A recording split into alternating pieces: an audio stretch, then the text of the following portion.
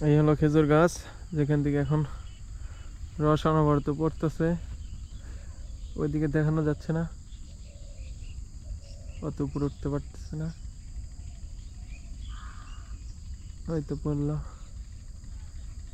এগুলো অসংখ্য মোটামুটি গাছ আছে অনেকগুলা। এখানে একটা, এই পাশে আরেকটা আছে।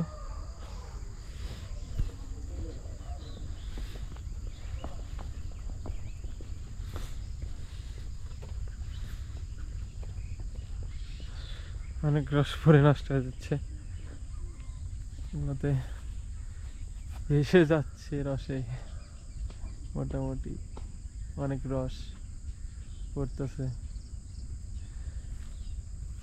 যথেষ্ট পরিমাণ। এটা হলো আসলে রস, আর সকালে যেটা ভরে আসে ওটা হলো কুয়াশার পানি।